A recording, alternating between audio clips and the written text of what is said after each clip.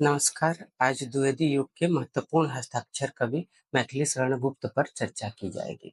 मैथिली शरण गुप्त द्विवेदी युग के सर्वश्रेष्ठ कवि माने जाते हैं। मैथिली शरण गुप्त का जन्म 3 अगस्त 1886 को झांसी के निकट चिरगांव में हुआ था। वे राष्ट्रीय काव्य धारा के कवियों में विशिष्ट स्थान के अधिकारी हैं। आचार्य महावीर प्रसाद द्विवेदी की प्रेरणा से साकेत जैसे महाकाव्य की रचना करने वाले गुप्त जी पहले वैशोपकारक में अपनी रचनाएं छपवाते थे, किंतु सरस्वती में अपनी रचना को प्रकाशित करने की तीव्र आकांक्षा उनके हृदय में थी।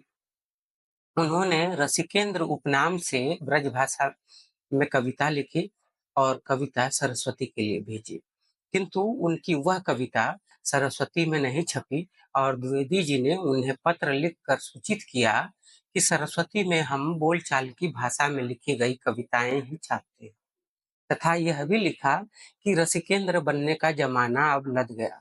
गौरतलब है कि गुप्त जी पर इन दोनों बातों का विशेष प्रभाव पड़ा। उन्होंने खड़ी बोली में कविता लिखना प्रारंभ कर दिया और उपनाम से सदैव के लिए मुक्ति पा ली।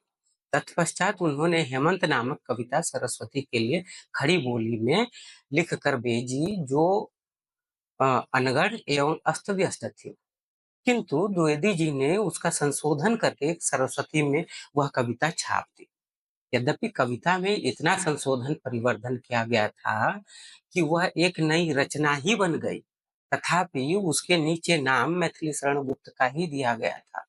निश्चय ही आचार्य महावीर प्रसाद द्विवेदी मैथिली शरण गुप्त के गुरु एवं मार्गदर्शक थे। इसीलिए उन्होंने अपने महाकाव्य साकेत में उनकी प्रेरणा को स्वीकार करते हुए यह लिखा करते, तुलसीदास भी कैसे, मानस का नाद महावीर का यदि उन्हें मिलता नहीं प्रसाद।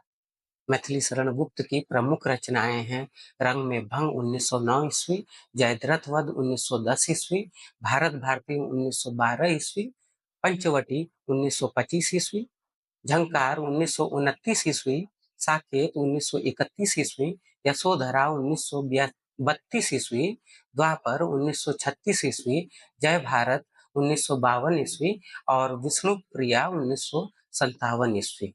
इसके अतिरिक्त गुप्त जी ने प्लासी का युद्ध, मेघनाथ वध, वृत्त संहार नामक अनुदित काव्य भी रचे हैं।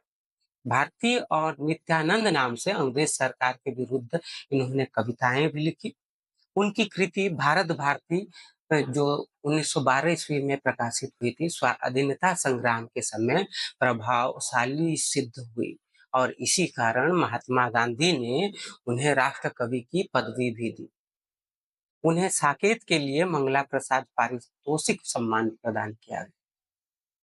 राष्ट्रपति ने उन्हें राज्यसभा का सदस्य मनोनीत किया था। भारत सरकार ने उन्हें पद्म भूषण से अलंकृत किया।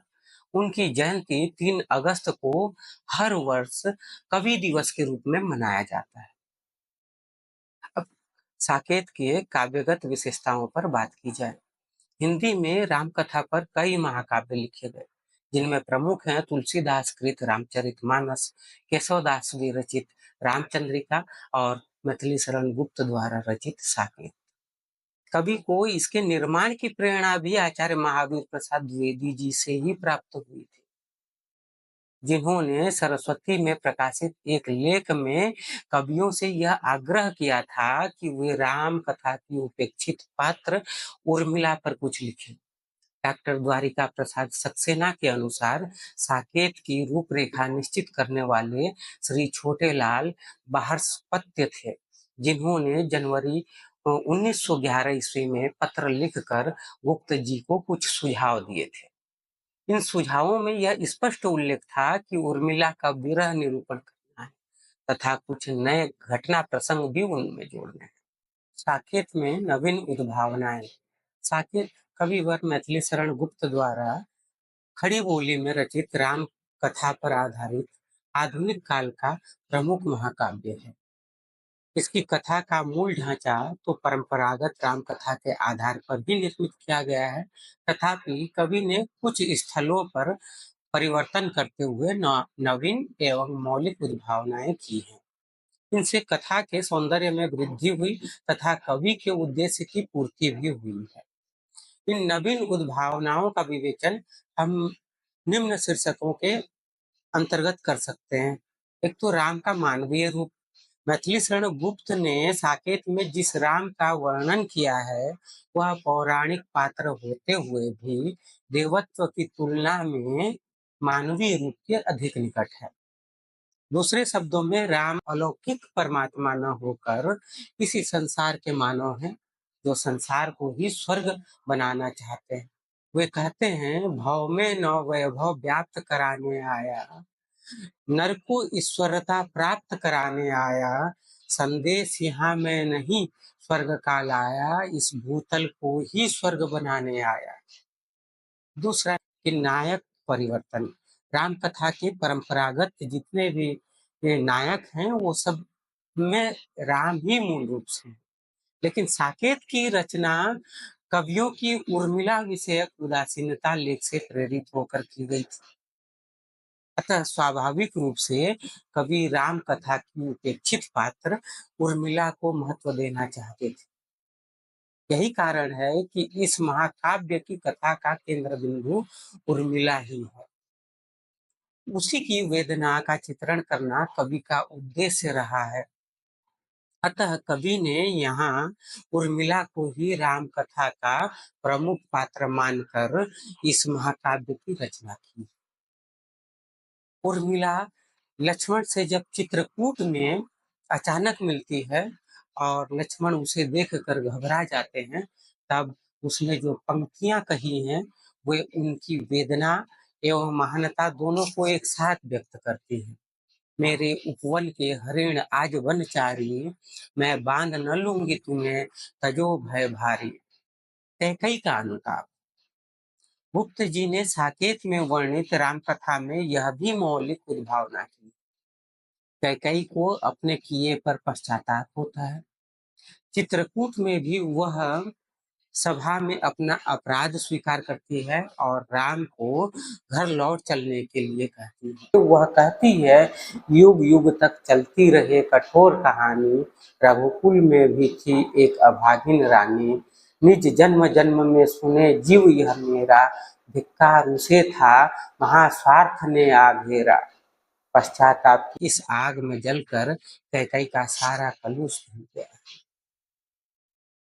चौथा, उर्मिला की विरह वेदना का चित्रण। उर्मिला राम कथा की उपेक्षित पात्र रही है।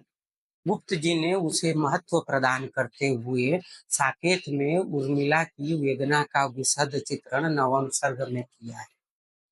वह प्रिय के वियोग में व्यथित है। सूना सूना सा अवध अब लागे, कैसे भाग्य अब हुए अभागे। पिया गए हैं सांसों को लेकर, फिर भी प्राण नहीं अभी त्यागे। हो गई पूनम की रात सुहानी, अब अमावस्या संसार लागे। आंसू भी सूख गए नैनों से, सिसकी अब हृदय दुखाती है। रघुनंदन के साथ साथ में सीता वन को जाती है।